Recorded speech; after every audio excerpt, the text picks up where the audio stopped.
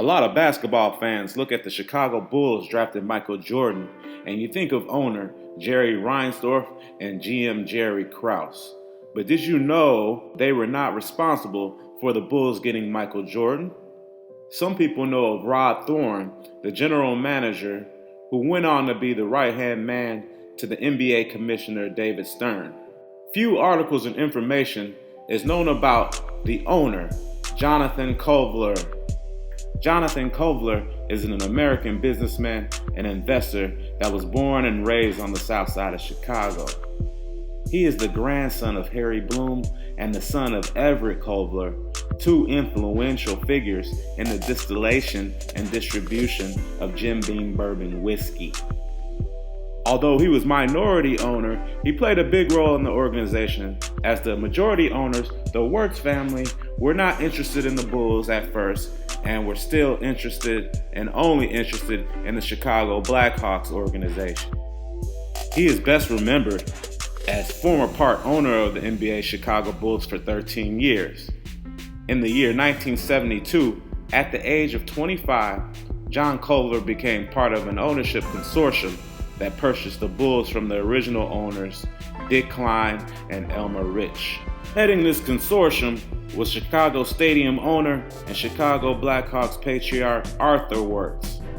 Among other notable investors were highly respected financier Lester Crown and New York Yankees czar George Steinbrenner.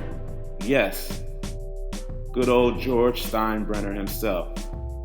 So, with Kovler at the reins as the minority owner, but one of the big decision makers, the Bulls acquired Artis Gilmore in the ABA dispersal draft in 1976. He led a Bulls squad which included guard Reggie Theus, forward David Greenwood, and forward Orlando Woolrich. In 1979, the Bulls lost a coin flip for the right to select first in the NBA draft. Rod Thorn, the Bulls general manager, called heads. Had the Bulls won the toss, they would have selected Magic Johnson. Instead, they selected David Greenwood with the second pick. The early 80s was marred with controversy between Reggie Theus and ownership about his role and contract, which leads to the one move which everybody said was risky at the time, taking guard Michael Jordan, number 3 in the 1984 draft, of course helped by Rod Thorn's decision-making as well. Although Michael Jordan had his shoe contract with Nike, he was severely underpaid during his career with the Bulls. His first deal was a 7-year deal, which averaged to about $850,000 a year. The first year's compensation was $650,000. There was no signing bonus. Michael Jordan and his agent David Falk tried to get an attendance clause. They were averaging about 6,000 people a game. So the Bulls and Michael Jordan went in for negotiations, and Jordan's team was asking for an attendance clause. Jonathan Kovler and David Falk went back and forth about that.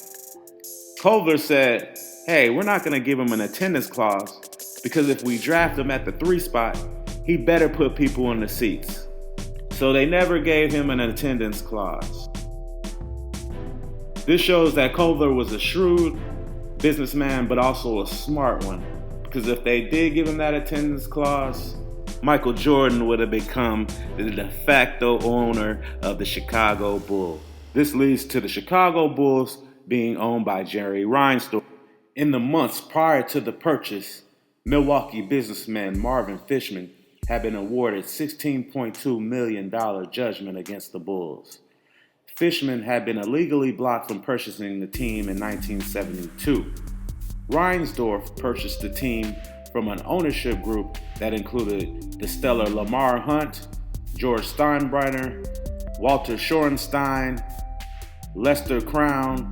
Reinsdorf's share of 56.8% of the team acquired his majority interest on March 11, 1985, and Kovler sold his 7% stake in the team on January 29, 1986, bringing Reinsdorf's interest to 63%. The following week, Reinsdorf ousted Rod Thorne as general manager and replaced him with Jerry Krause. And the rest, we say, is history. Now, Jonathan Kovler was not just involved in the sports or whiskey business. He is known to be the silent investor in many businesses. One is one of the first independent films in the 1970s, Real Life by comedian Albert Brooks. His son, Ben Kovler, is a key entrepreneur in the cannabis industry, and his father most likely had a hand in his influence. So in conclusion, Jonathan Kovler was a key guy in the Bulls organization. Not a lot has been known about this guy. Not a lot has been written about this guy. He definitely played a big part, even though he was silent for the majority of his career.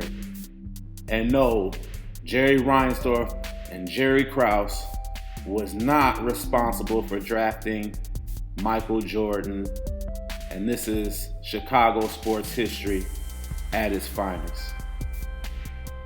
Thanks for watching. Like, share, and subscribe. Peace out.